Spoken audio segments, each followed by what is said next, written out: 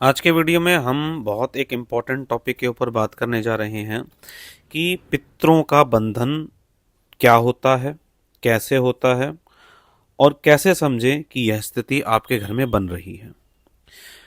जब भी मैं लोगों से बात करता हूं तो मुझे बताते हैं कि उनके पितरों का बंधन हो गया है।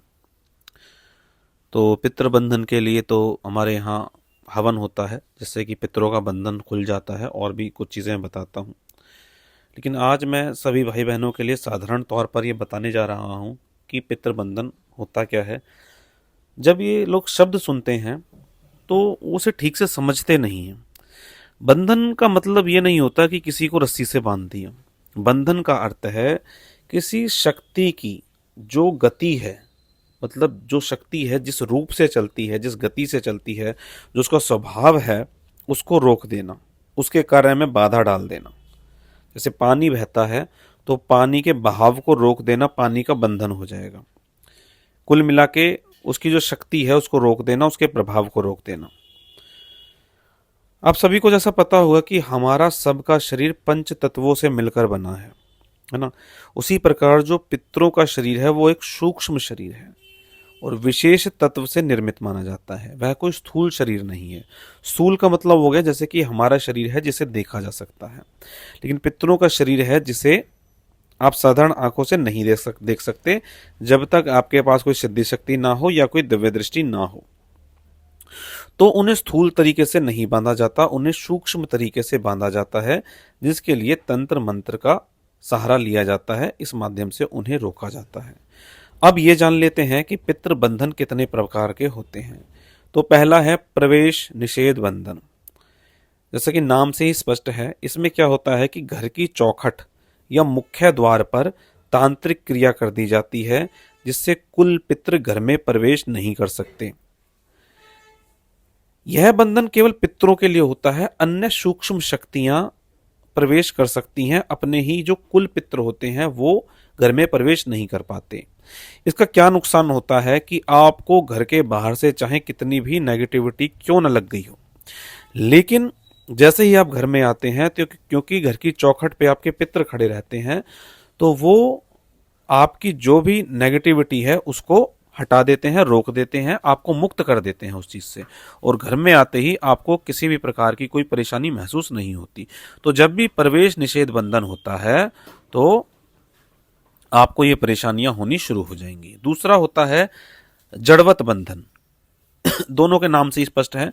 यहां क्या होता है, पितृ रहते तो हैं, चौखट पे तो रहेंगे, पर मंत्रों के बल से उन्हें निष्क्रिय कर दिया जाता है। वे सहयोग नहीं कर पाते, किसी प्रकार से सहयोग नहीं कर पाते।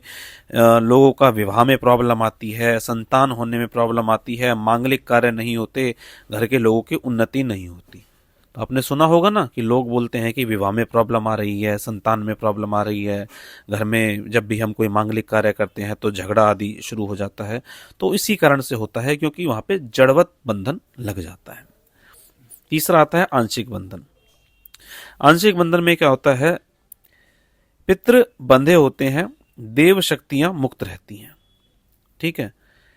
कभी पितृ और देव दोनों बंधन बंद रह सकते हैं। यह निर्भर करता है कि किस प्रकार की तांत्रिक क्रिया है। ये बहुत से लोगों को अभी बात समझ नहीं आई होगी कि मैं क्या कर बोल रहा हूं, लेकिन इस प्रकार का बंधन भी होता है।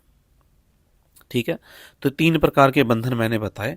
अब संकेत क्या क्या हो सकते हैं वो मैं आपको बताने वाला हूं आज के वीडियो में। इसे बहुत ध्यान से सुनना आप, क्योंकि इसको समझ लिया तो आपको बहुत पता चल जाएगा कि क्या करना है हमें। एक तो आपके घर में मांगलिक कार्य होना रुक जाएंगे। ठीक है, बार बार रुकेंगे। जो चीजें बहुत आसानी से दूसरों के घर में होती हैं वो रुकेंगी। अमावस्या के आसपास आपको एक अजीब सी ऊर्जा आपके घर में महसूस होने लगेगी। बार बार एक ही प्रकार का संकट आएगा। ठीक है, अलग अलग आना तो स्वाभाविक है, लेकिन बार बार एक ही प्रकार का संकट आपको आएगा। पितरों से जुड़े सपने बार बार आएंगे आपको। समाधान नहीं मिलेगा। पितृ बंधे हुए हैं, पितृ कुछ मांग रहे हैं, पितृ कुछ दे रहे हैं, पितृ कुछ संकेत कर रहे हैं। ये चीजें आपको बार बार पता चलेंगी। ठीक है। अब इसमें सावधानी क्या रखनी है, जब भी कोई व्यक्ति किसी के पास जाता है तो वो कह देते हैं पितृ की पितरों का बंधन है। तो हर चीज को अपने जीवन में पितरों का बंधन नहीं मानना चाहिए। बहुत से लोग क्या करते हैं, सरकारी नौकरी की तैयारी कर रहे हैं तो चलो जी नंबर नहीं आया, किसी ने बता दिया पितरों का बंधन था इसलिए आपका नंबर नहीं आया। सब चीजों का ठीकरा पितरों के सर पे मत फोड़ो। आपके पेपर हैं, अपनी तैयारी करो, सबसे ज्यादा ध्यान तैयारी पे दो। ठीक है, हाँ बार बार आपको असफलता मिल रही है तब आप इस चीज पे आएंगे। क्योंकि कुछ लोगों का क्या होता है कि अपनी गलती का ठीकरा शक्तियों के सर पे फोड़ देते हैं कि इस वजह से हमारा नहीं हुआ, हमारे तो पितृ बंधन में थे, हमारे कुल देवी देवता बंधन में थे। आप अपनी तैयारी में मतलब पूरा ध्यान लगाओ और उसके बाद इन चीजों को ठीक करिए। ठीक है, क्योंकि देखिए कई बार पारिवारिक विवाद हो जाता है घर में, आपके कुछ व्यवहारिक कारण होते हैं, मनोस्थिति ठीक नहीं होती, आपके कार्मिक्स होते हैं, तो उसके कारण भी आपको परेशानी आनी शुरू हो जाती है।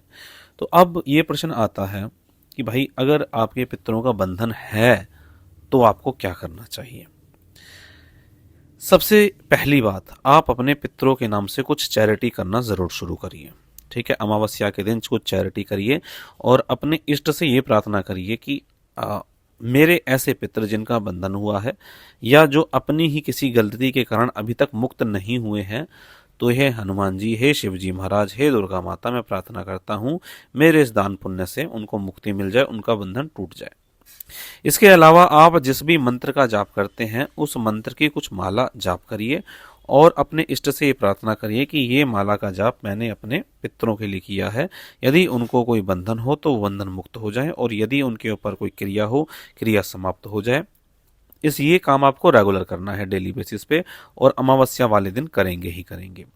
अगर आप किसी पवित्र नदी में स्नान करते हैं तो भी अपने इष्ट से आप यही प्रार्थना करेंगे जो कि मैंने बताई हैं आपको। जब आप स्नान करेंगे तो मैं बोलकर ही बता देता हूँ, स्नान करेंगे तो उनको पुकार लेंगे और अपने इष्ट के माध्यम से प्रार्थना करेंगे कि मेरे पितरों को यदि किसी प्रकार की कोई मलिनता लगी हो, कोई बंधन लगा हो, तो मेरे इस पवित्र स्नान से वो समाप्त हो जाए। और वहीं खड़े होकर कुछ देर के लिए मंत्र जाप करेंगे, अपने इष्ट के माध्यम से अपने पितरों को समर्पित करेंगे। ठीक है, तो आपका जो पितरों का बंधन है वो टूटना शुरू हो जाएगा। और हमारे यहाँ पितृबाधा निवारण के लिए हर अमावस्या पर, पूर्णिमा पर हवन होता है। जो भी भाई बहन हवन में शामिल होना चाहते हैं वो स्क्रीन पर दिए गए नंबर पर व्हाट्सएप करके या कॉल करके शामिल हो सकते हैं, जिसमें हम पितरों की मुक्ति के लिए मैं बहुत सारे देवी देवताओं की आन लगाकर आहुति देता हूँ, जिससे कि उनके पितरों का बंधन खुल जाए। ठीक है, उन्हें कोई मलिनता लगी हो तो दूर हो जाए, सूक्ष्म शरीर में मलिनता लगी हो तो दूर हो जाए। तो बहुत बड़ा सा एक संकल्प रहता है जो संकल्प मैं लगाता हूँ। ठीक है, तो बहुत से भाई बहन करवाते हैं हमारे यहाँ से हवन, और आप भी करवाना चाहते हैं तो करवा सकते हैं। यहाँ मैं एक बहुत इंपॉर्टेंट चीज बता दूं, बहुत से लोगों को ऐसा लगता है कि मेरे पितरों का बंधन हो गया, मेरे पितरों को तो तांत्रिक ने बांध दिया। यहाँ मेरा एक बहुत सूक्ष्म विश्लेषण है जो मेरा अनुभव है। कुछ लोगों को हो सकता है बात गलत लगे, लेकिन ये मेरा विश्लेषण है। ऐसा नहीं होता कि आपके पितरों का कोई बंधन कर सकता है या कर लिया है। आपके पितरों से संबंधित जो भी समस्या आपको आ रही है, यानी कि अगर आपके पितर आपके घर द्वार की रक्षा नहीं कर पा रहे या आपके मांगलिक कार्यों में आपकी सहायता नहीं कर पा रहे, और आपने ज्योतिष को कुंडली दिखाई तो उसने बता दिया कि आपकी कुंडली में तो पितृ दोष है, लोग इसको लिए फिरते हैं पितृ दोष को, और उज्जैन जाकर, जगह जगह जाकर भारत में पूजा करवाते हैं। किसी पूजा से आपका पितृदोष ठीक नहीं होने वाला है। आराम पड़ सकता है लेकिन पितृदोष ठीक नहीं होने वाला है। इसका मतलब यह है कि आपने कुछ ऐसे कर्म करे जिसके कारण आपका एक ऐसे परिवार में जन्म हुआ जिसके कर्म आपके पुनर्जन्म के कर्मों से मिलते जुलते हैं, और वो जन्मों के मैच होने के कारण आपको एक ऐसे परिवार में जन्म दिया जाता है जहां समस्या जो होती हैं मिली जुली सी होती हैं, इसलिए आपका जन्म उस परिवार में हो जाता है। इस कर्म के कार्मिक अकाउंट को काटने के लिए आपको क्या करना चाहिए, आप देखिए आपके साथ आपकी 3 पीढ़ी पहले और अभी जो पीढ़ी चल रही है इसमें किस प्रकार की समस्याएं हैं और वो समस्याओं का मूल कारण क्या है। मान लीजिए किसी का लीवर खराब है, ठीक है, अब उसने 20 साल दारू पी, ड्रिंक करी, अब वो बोलता है मुझे डॉक्टर अच्छा नहीं मिल रहा या मेरा तो इलाज नहीं हो पा रहा, ये तो मैं बस एक एग्जाम्पल दे रहा हूं। तो आप देखिए उसका मूल कारण क्या है कि घर में दारू पीने का कारण क्या बना। आप आने वाली पीढ़ी में ये करिए कि आप इस चीज को तोड़िए। अगर किसी को कोई कैंसर हो रहा है तो देखिए उसका मूल कारण क्या है, किस प्रकार का खान पान है। किसी की नौकरी नहीं लग रही है तो देखिए इसका मूल कारण क्या है। परिवार में, पूरे खानदान में लोगों की सरकारी नौकरी नहीं होती, देखिए मूल कारण क्या है और उसको तोड़ने का प्रयास कीजिए। 3 जो मैंने छोटे से उपाय बताए हैं, चैरिटी करिए पितरों के नाम से, और पितरों के नाम से दान पुण्य करिए, पितरों के नाम से स्नान करिए, इस प्रकार की चीजें करिए, आपको राह मिलनी शुरू होगी। ऐसा नहीं होगा कि कोई आपकी लाइफ में जादू हो जाएगा, लेकिन आपको एक राह मिल जाएगी कि भाई मुझे ये जो चेन है इस प्रकार से तोड़नी है। किसी परिवार में महिलाओं के साथ बहुत ज्यादा मारपीट होती है तो आप अपना नियम बनाइए कि मैं नहीं करूंगा अब आगे से। इस प्रकार से ये चेन टूटती है। ठीक है, शांत बैठिए, शांति से विचार करिए और कर्मों के बंधन को तोड़िए। हालांकि ये सभी बातें बहुत डिटेल में जब आप हमारे यहाँ कंसल्टेशन बुक करते हैं तो मैं फोटो देखकर, नाम एड्रेस गोत्र देखकर बता देता हूँ, लेकिन ये वीडियो सभी के लिए है। ठीक है, जो भी भाई बहन अपने आप से इलाज करना चाहते हैं वो मेरी इन बातों पे ध्यान दें और पितरों के बंधन से रिलेटेड जो समस्या है उसका समाधान करें। चलिए, आज के वीडियो में इतना ही। मिलेंगे इसी तरह की जानकारी के साथ अपने अगले वीडियो में। तब तक के लिए जय श्री राम।